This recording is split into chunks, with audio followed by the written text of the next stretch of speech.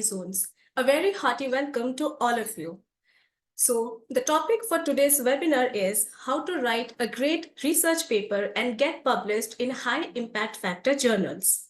We have a very special guest, Dr. Laxmidhar Besra, as the speaker for today.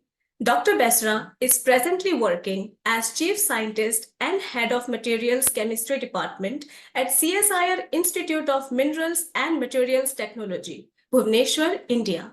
He is also a professor of the Academy of Scientific and Industrial Research, New Delhi, India.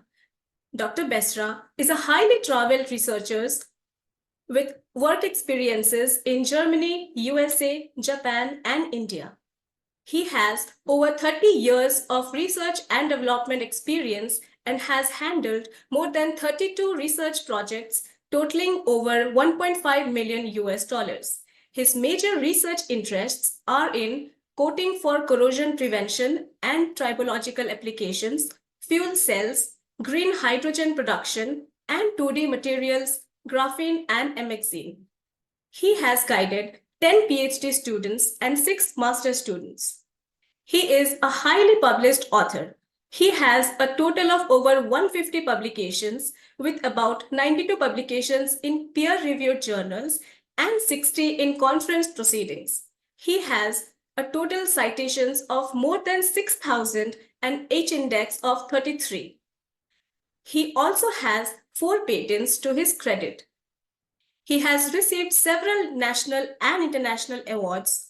The notable amongst them are Advanced Research Award from the Japan Society of Powder and Powder Metallurgy, NASA Tech Brief Award USA, NIMS Fellowship Japan, Boyscast Fellowship India, DART Fellowship Germany, and IIME Best Paper Award India.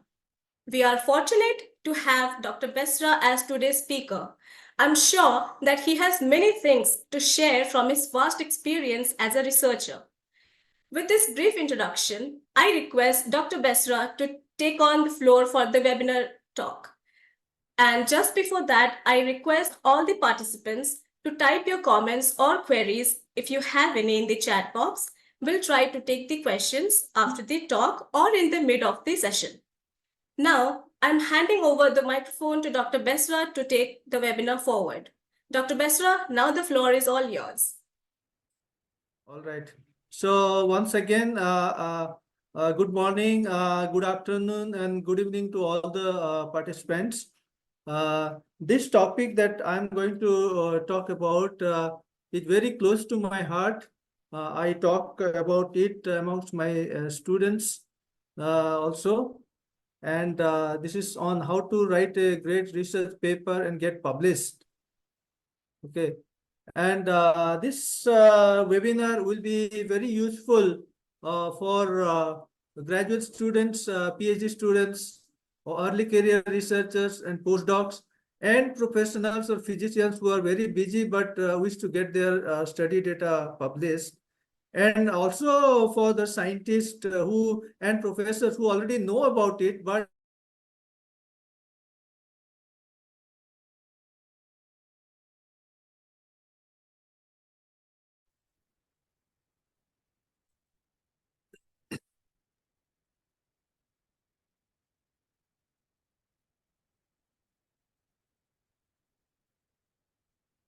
there seems to be some technical issues. I just want to confirm again that my slides are visible and am I audible? Okay. Yes, sir. They are Okay, visible. Sir, you this can, is, sir, sorry to interrupt. You can just make it full screen, the slides. yes.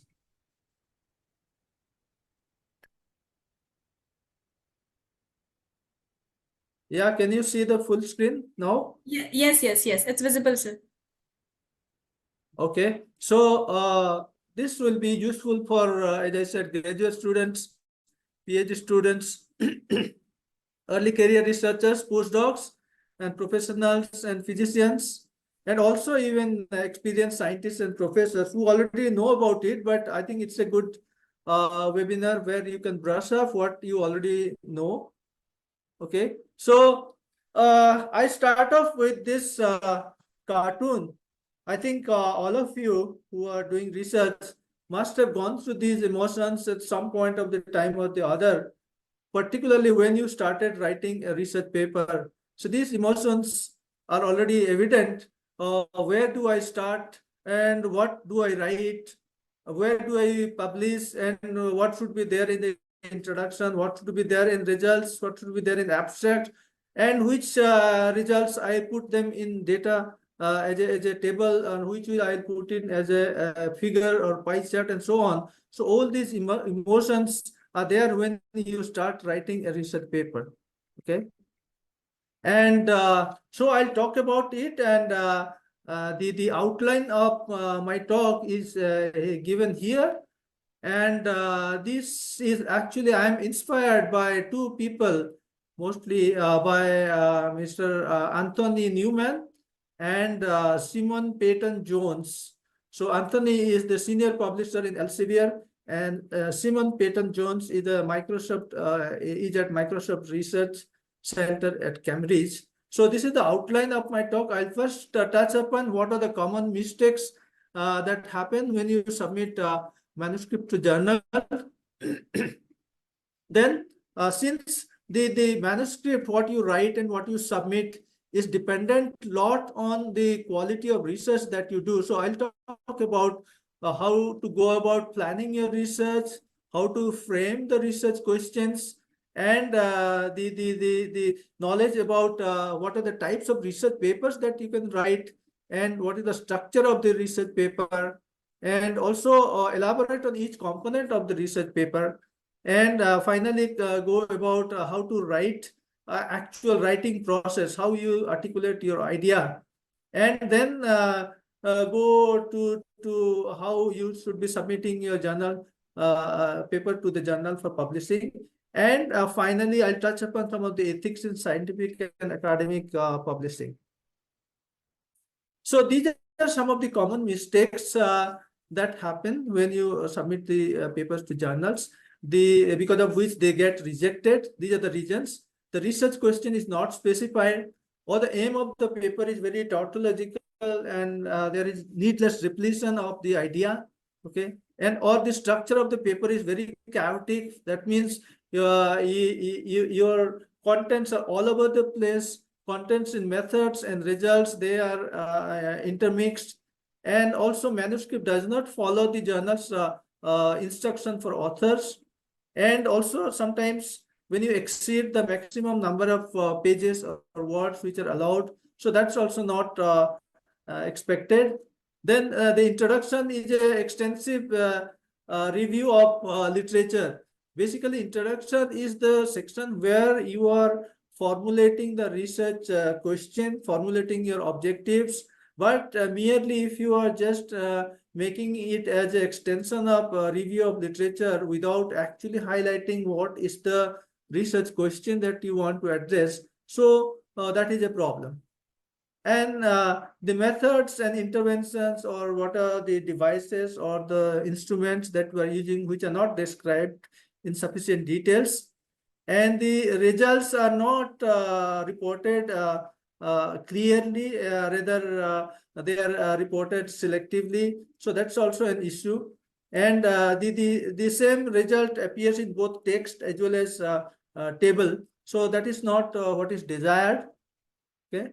Some other common mistakes that happen is that details of tables are provided, but these table results in the table do not relate to the main research question. And then the introduction and discussions, your key arguments are not supported by the appropriate and relevant literature. And the references that which are cited are out of date, and the discussions actually does not link to the research question. And sometimes if the discussion overstates the implication of the result, that's also taken negatively.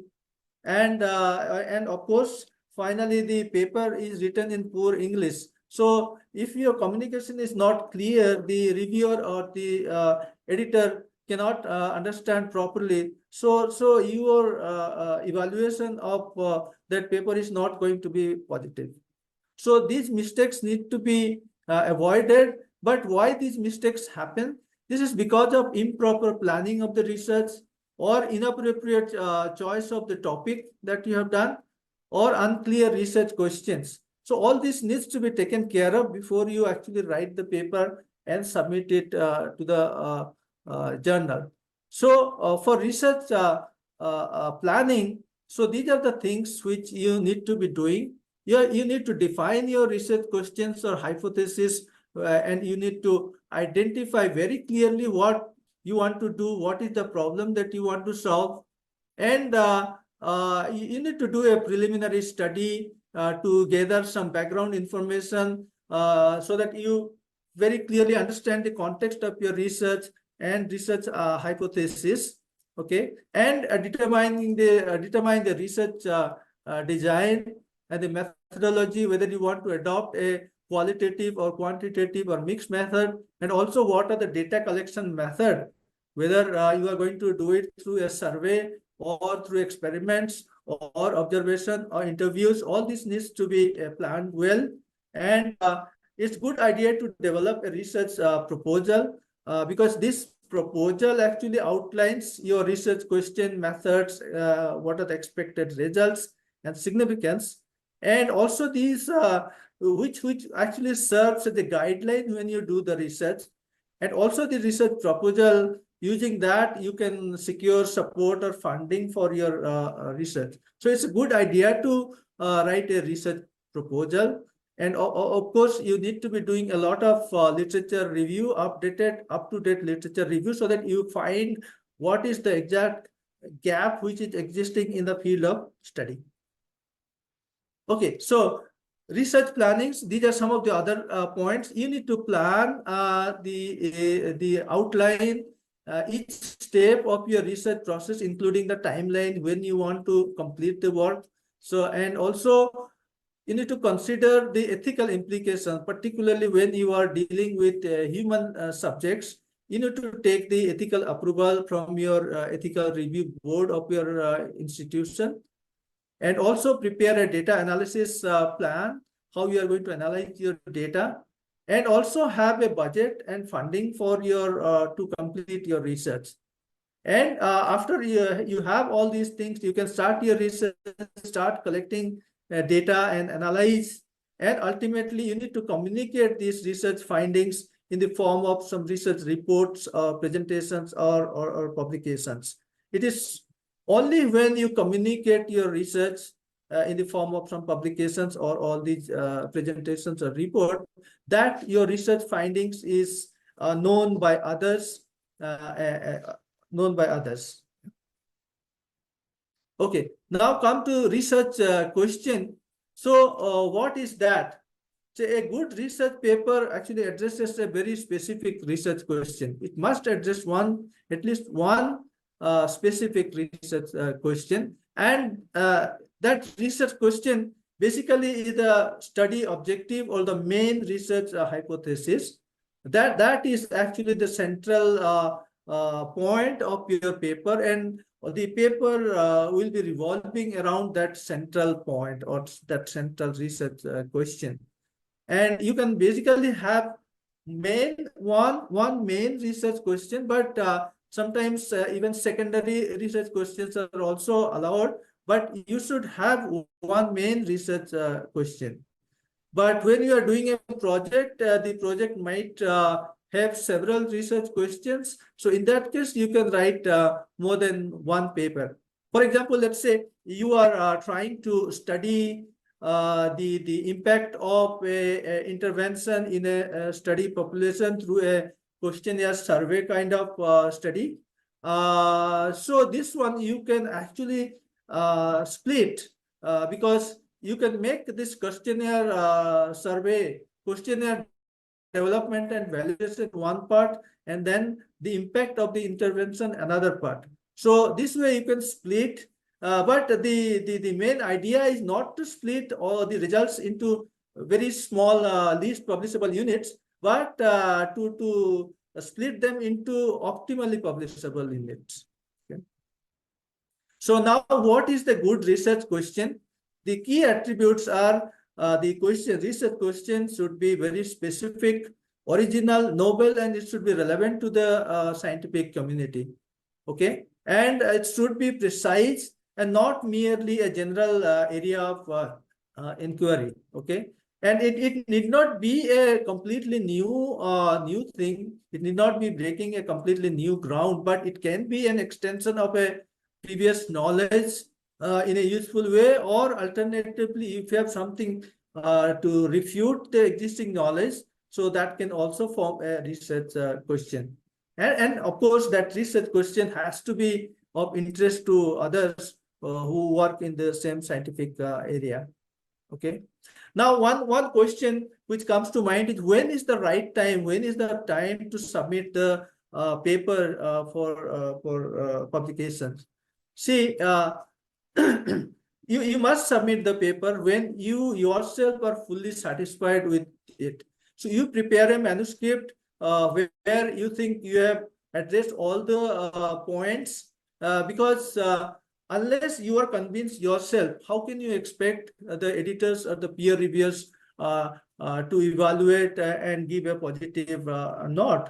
So you must convince yourself first, then you can submit, because these editors and reviewers are the precious people. Actually, they are full-time researchers themselves, and they have their own research, writing, and teaching. So they are very busy people. Okay. So their time is precious. They are actually going to take out some time from their 1 or 2 hours to evaluate your paper and make a peer review. So it's better to respect their time. So you submit the paper when you feel that it is complete in all the respect. Okay. Spare a thought for your supervisor. Normally, if you are a PhD student or early career researcher, normally you have to consult with your supervisor before you are going to submit to a journal. So the supervisor, there are two situations here on the left hand side and right hand side. You can see, if you come up to your supervisor with a document, it's shown on the left hand side. And another situation is when you come up to your supervisor, it's shown in the right hand side. You can imagine which of these two your supervisor is likely to go through. The left hand case, he is going to defer it, and he is not going to read through this paper, but he will be more interested to go through the paper which you have written on the right hand side. So spare a thought for your supervisor. His time is also precious. He is busy in writing the grants applications and preparing lectures and so on. So his time is also precious. So please help your supervisor to help you. So come to him with a very well drafted manuscript so that he can help you better. Okay, now the question is what to write. Okay, you can write a full or original research paper, or letter to the editor, or rapid communication, or a review paper, or case study, or clinical trial. So what you need to write, that has to be evaluated by yourself, and the extent of work that you have done. You are the best person to judge whether it is sufficient to qualify as a full original research papers. That you have to decide. Of course, you can discuss it with your supervisor and colleague and seek their advice about how and which type of research paper you would like to write. Okay. And another question is when to start writing your paper. There are actually two school of thoughts. The most popular, which is amongst all the researchers, is suppose you have an idea, and based on that idea, you do the research first, and after you complete the research, then you write the paper. This is the most popular model. But as per me, I think it is always better to not wait. You start writing as soon as you get an idea. When you get a new idea, you make a conceptual note, or start writing a paper out of that, and that should be done parallelly when you start doing your research. That means you're writing the paper and doing the research has to go parallelly with each other. There are some advantage if you do this way, because in this way you will not miss out on some of the key observations that you are doing when you are doing the research. And also by doing this, the concept or the idea that you started slowly gets clearer and focused in your mind, and it crystallizes in your mind. Originally, where the idea which was a little faint, slowly you understand it better. Okay. And also when you keep doing it, it opens the way to dialogue with others. So you can have the critics, and also you can extend this, and also you can have a collaboration with others. So what I suggest is that writing the paper is a primary mechanism for doing research. Writing a paper would be like a research partner, okay, and not merely for reporting the results. Okay. Now come to the what is the structure of this research paper. This is a schematic. You can visualize the structure of the research paper like that of a fish. Fish as a head, as a main body, and a tail. So these titles, author, abstract, and keywords are the head of the fish. And then you have a body where you have the main text or main content, introduction, method, results, and discussion, which is basically IMRAD. Okay. And in the tail, you have this conclusion, acknowledgement, references, tables and figures, and supplementary data.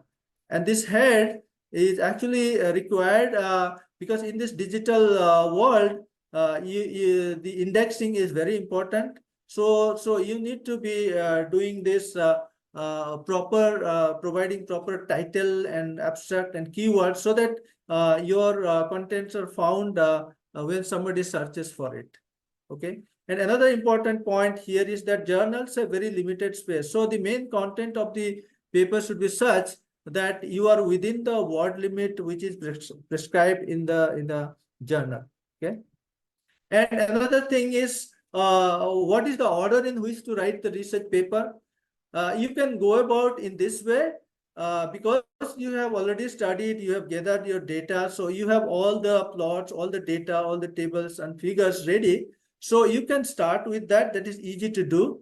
And then you can start writing about methods and materials because you have already done this in your lab. So it is easy to do. Then you can go about writing the results, followed by introduction, discussion, and conclusion. And again, come back to refine your introduction. And while doing so, you need to support all the key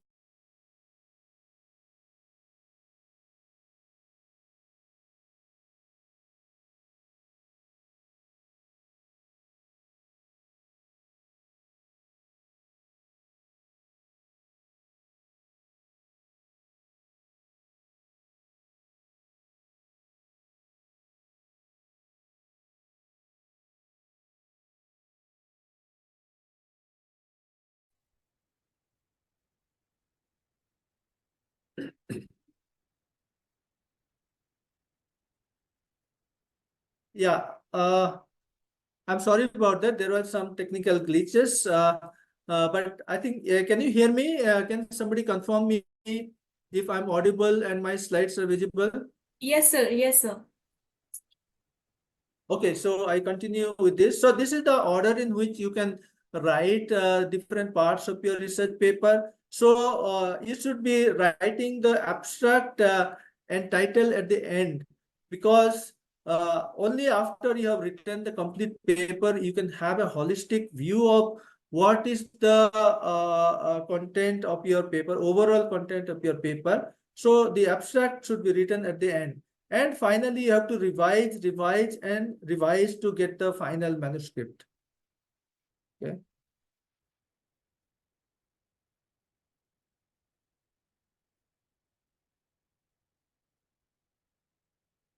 Okay, so this slide shows you how the readers behave when they come across a publication.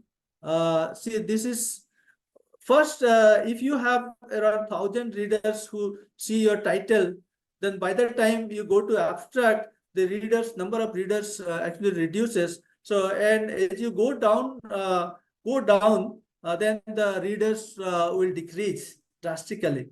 So your objective in this case has to be this, that you want to retain as many readers as possible throughout the content of your paper. So you need to be writing a very interesting paper, and always do not allow the dropout of these readers. How you can do it? But you can do it by making your content very interesting and putting some ping points at key moments. I'll just talk about in detail in the next slides. Okay, so good title should contain a very few words, but it should adequately reflect the content of the paper. And an effective title will be the one which identify the main issue of the paper, begins with the subject of the paper, which is accurate, unambiguous, specific, and complete. And it is a very as short as possible, because it has been found that articles with short, catchy titles are often cited better.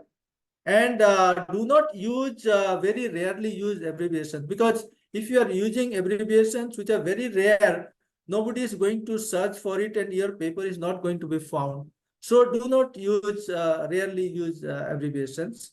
Okay. And you should be attracting readers, and so that there is the dropout of the readers as they go down reading the articles should not be there.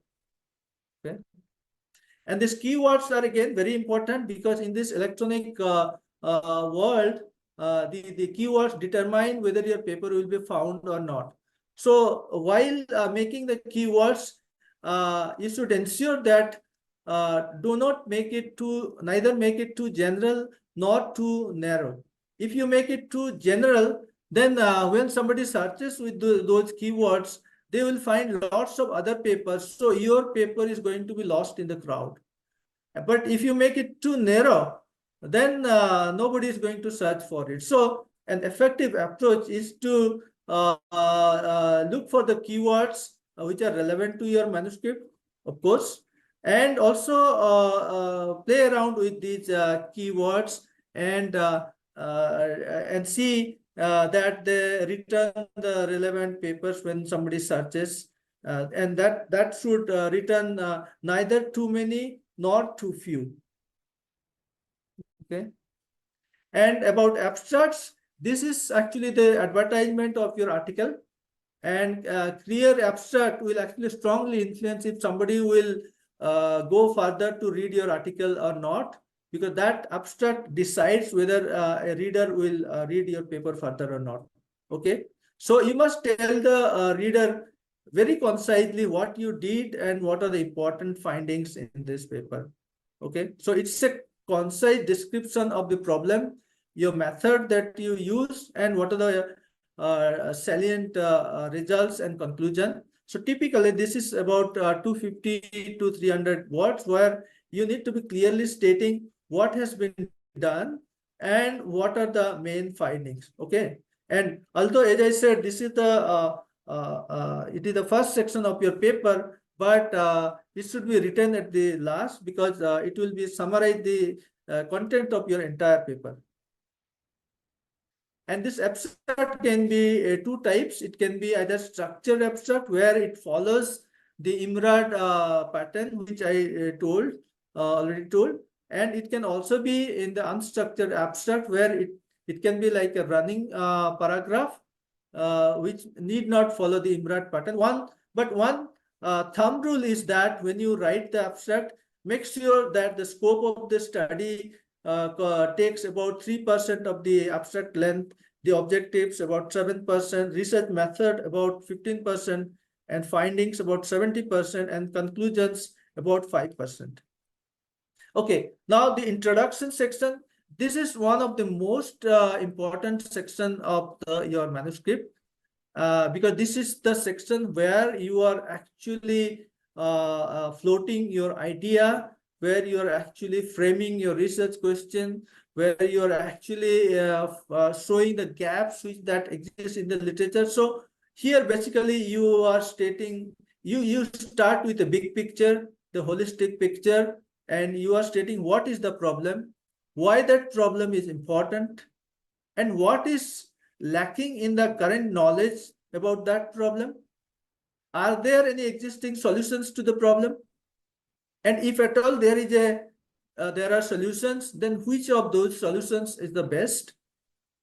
And what is the main limitation of those solutions? So based on that you can actually frame your research hypothesis and your objective, okay, which you hope to solve and achieve a solution for that problem. So in a nutshell, you can visualize this section in the form of a funnel where you are first viewing at a big picture, introducing the problem and why it is important. Then what is known about it, what is unknown about it, and you are narrowing down finally to your research question and research hypothesis. Okay. So while doing this, you need to pay attention to a few of the following things that whatever statement, the key statement that you are making while writing your introduction section, it needs to be supported by relevant and up-to-date literature. And one very important point is that do not overuse some statements such as novel, first time, first ever, or paradigm shift, and so on.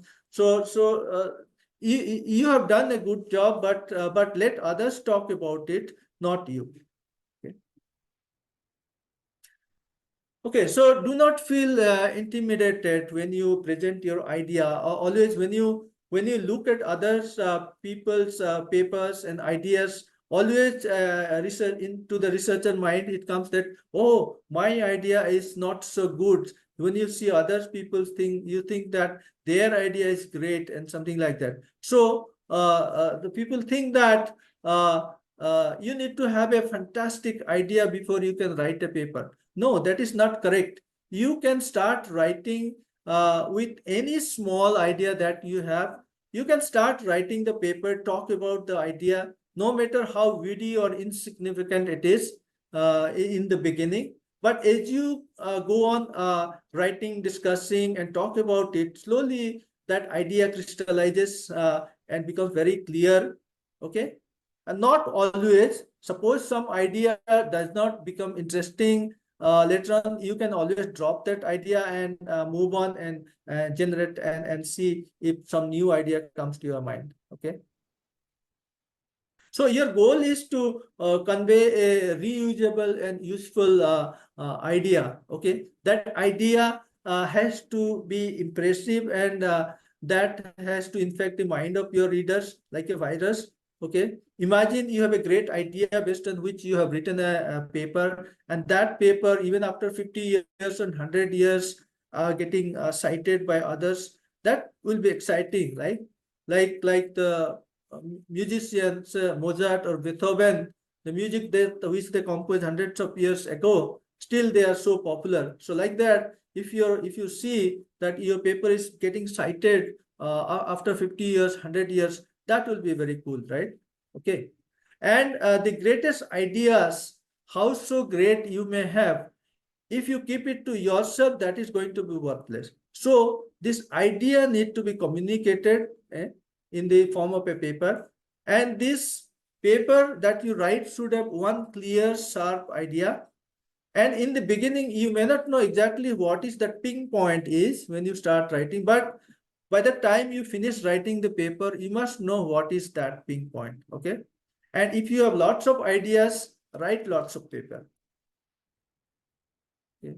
So you should be hearing the ping point. Many papers actually have many good ideas, but they do not distill what they are. Okay. So you should make certain that the reader is in no doubt what is the idea is. So be 100% explicit. You mention what is your main idea of this paper is, what is the main objectives, what is the main hypothesis.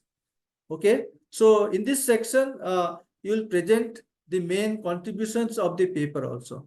Your idea and what did you contribute in this paper. So your narrative when you write this section has to be very free flowing.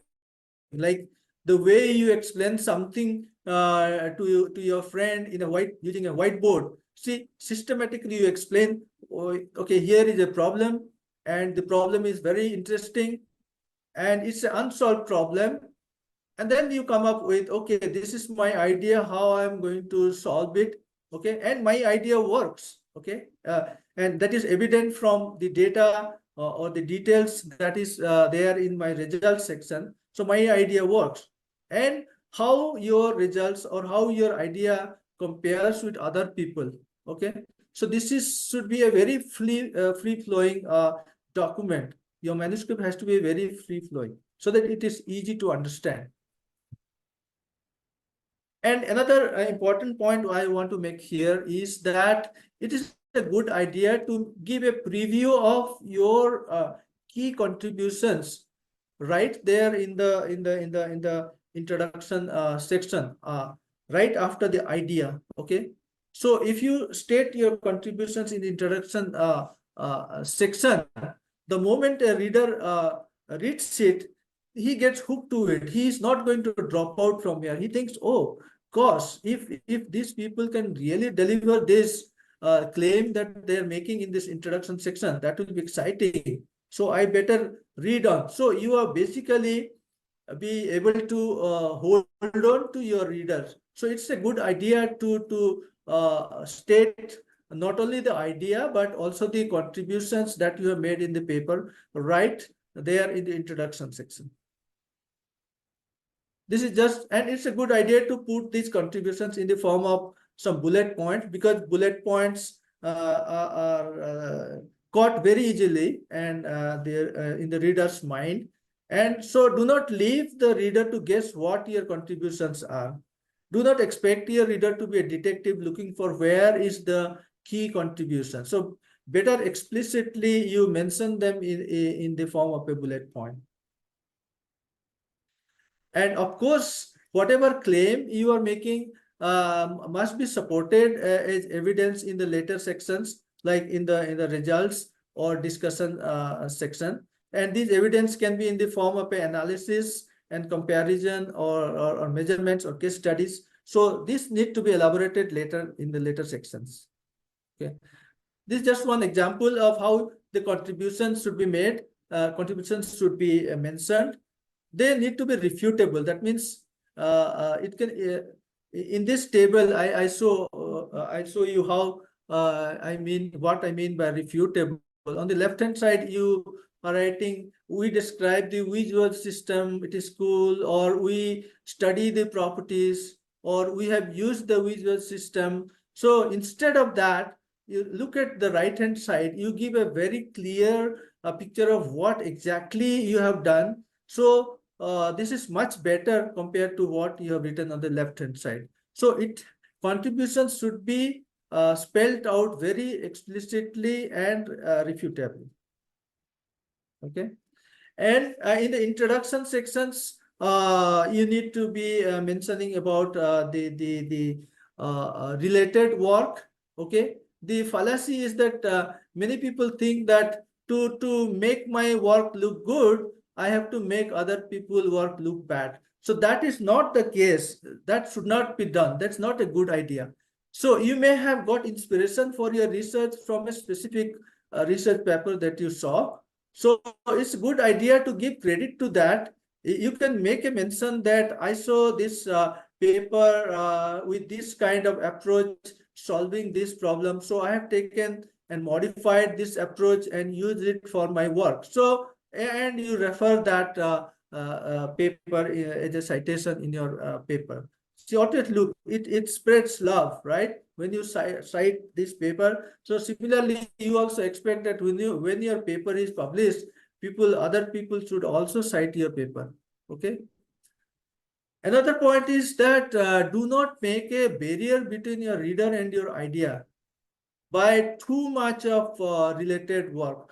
What I mean by that is do not put each and everything of the literature survey that you have made in between as a related work, because only by that I don't say that you ignore the key relevant publications, but you have to cite these key relevant publications based on which you are formulating your research question, but do not pile up so that it forms a barrier between your reader and your idea. Okay, so make it minimum so that there is no barrier. So you want your reader to come directly to your idea, what you have done. You want to show them, and so you want to retain them to read through your paper. Okay. So you have to put the readers first quickly and come to what works for you. Okay. So do not recapitulate your personal journey of discovery, because during the your study, you may have worked, you may have tried out several approaches. Many of them may not have worked. So in your paper, do not write each and everything where you failed also. Sometimes it is good to write, but you need not write each and everything. Don't torture your reader to go through each path and then at the end you show that, okay, this one failed. So you would want to take your reader directly to an idea which worked for you. Okay, more straightforward. Okay, now come to methodology section. Here, this section is the where you show what are the measurement methods you have adopted to collect your data. So here you need to include all the details so that reader can repeat the work. If somebody uses the same technique, they should be able to replicate or reproduce your work. Okay, so you need to mention all the equipments or chemicals, purity and other things which you have used, that they may need to be mentioned very clearly. You may not mention some of the commonly used lab supplies like test tube, pipette and so on, but the main equipments or the chemical purity need to be mentioned very clearly. And also you need to clearly mention about the control experiments. For example, the population of the patients, the hospital setting where you did the study, and you need to describe the interventions, identify the main variables. Okay, here you need not provide any comments or discussions. That is there for the discussion section, and this section particularly can be written in the past tense. Most journals actually prefer using this passive voice, and you can use the supplementary materials like spreadsheets, audio, video, and documents also you can use in this method section. And reviewers normally look for when they look for this section, when they evaluate this section, if it is incomplete, they actually criticize incomplete or incorrect description of the methodology sections, and they may eventually recommend rejection. So be very clear, provide all the details that you have used for your experimentation. Now results, here you need to mention what you have done and what you have found. What are the main findings? Okay, and what is the main finding which is with respect to the central question. Okay, so here you need not present all the findings, but the main findings. Like in the case of this iceberg, you see there are such a big iceberg, but you are showing only the small cap which is relevant to your research question and which is important, but you may have lot of other findings which are still hidden under the water. So all those things you can put as a supplementary file. So you need to also highlight how your findings differ from the findings of previous publications. And if you have any unexpected findings, that also needs to be highlighted. And also you need to support your findings with the statistical data, and in the form of either tables or graphs or diagrams, maps, or micro photographs. Okay. This figure shows this slide shows the results can be presented in figures. Figures is actually a very powerful way of showing the results. Somebody said that one picture is worth 1,000 words. Okay, so these figures and tables are a very efficient way to present your results, and these results are actually the driving force for your publication. But remember that whatever legends or captions are there in the figure, they must be very clear and legible and self explanatory. Okay. Okay, so these plots and results that you do must be very uncrowded, and each photographs or images must be associated with a scale marker of professional quality. And you can use colors, but only when necessary. And they should be very clearly visible and distinguishable, and do not use very long tables. It is not it doesn't feel good when you see very long table in a manuscript. So either try to present them in short different tables, or present them in the form of a figure.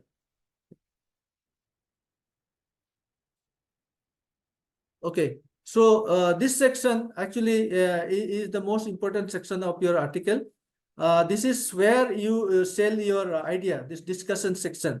Okay, because you are comparing your results in light of the other existing literature. Here you are discussing how your results relate to the original question or the objectives outlined in your introduction section. And do you provide interpretation of each of your results presented? Are your results consistent with what the investigators have reported? And what is the novelty of your work? Are there any limitations? And ultimately, does the discussion logically lead to your conclusion?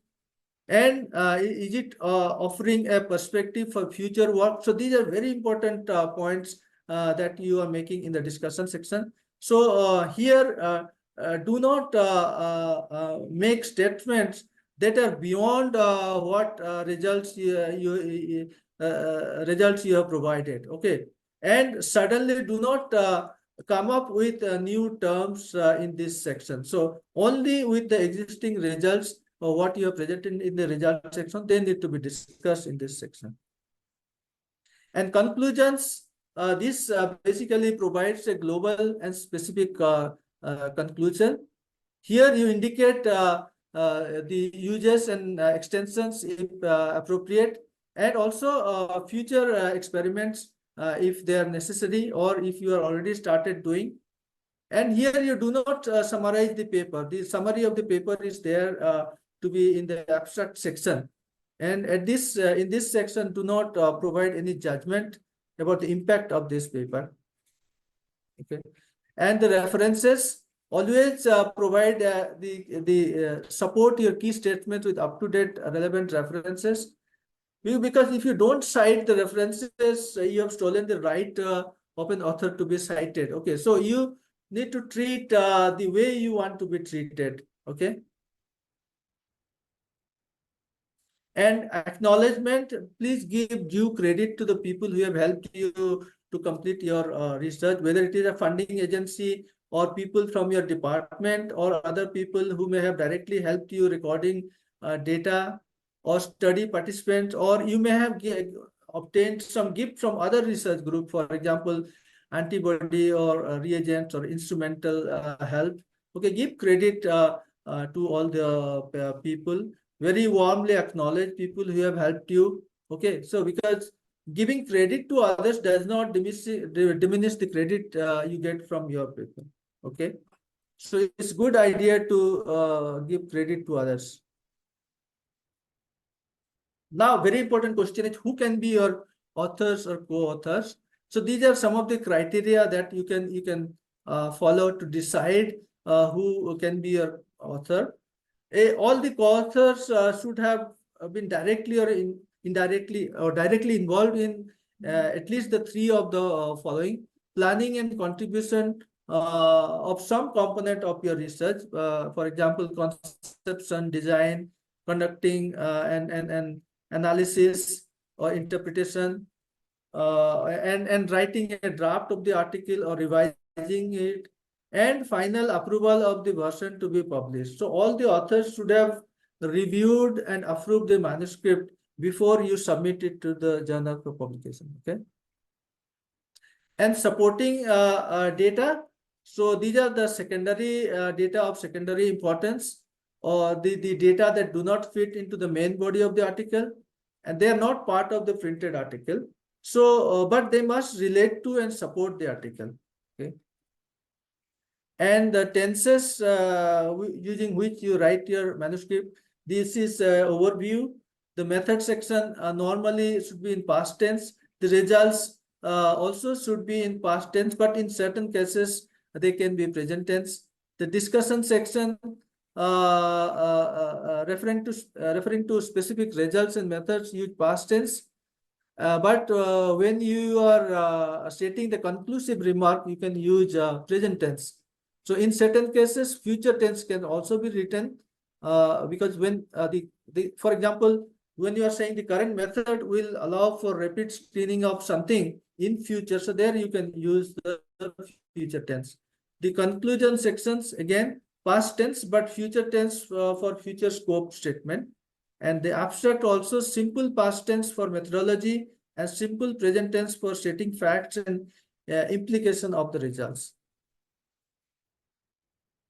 Okay, so another important point I want to say here is the get help of your paper by asking other people to go through your paper that you have already written. You take the help of your friends and guinea pigs. Okay, if you can get help of experts, it is good, but non-experts are also very good. So you ask them specifically where they are getting lost. Okay, that means the sections where they are not able to understand it clearly, they have to point out so that you can later on modify that section and write them clearly. Okay, so this kind of feedbacks you take it very seriously, and to get some expert help, this is one good way how you can get an expert help. So you can send it to somebody who is an expert in the field, and you must have cited his work in your paper. You can just write him that, could you help me ensure that whatever I have described about your work, is it represented fairly? I'll be very glad if you can just review this paper. So he'll be very glad to review your paper and give helpful criticism of this work. So you can work on that critique and improve your paper. So this is a good idea. Okay. So take all these feedbacks that you get from your friend or the experts very, very seriously, and but because these are very, very important things so that you can improve your paper. So this is the summary of the writing. So don't wait. You start writing as soon as your idea germinates to your mind. Identify your key idea, tell a story, have a very smooth flow of all the contents from beginning to end, and state your contributions right in the beginning, in the introduction section. And related work, you can just mention the key related work, but most of them you can have them in the discussion section, and put your readers first so that you can retain your readers, so that you don't want readers to drop out. Okay, and listen to your readers, whatever feedback they have given, you listen to them. Okay, so this way you can write a great research paper.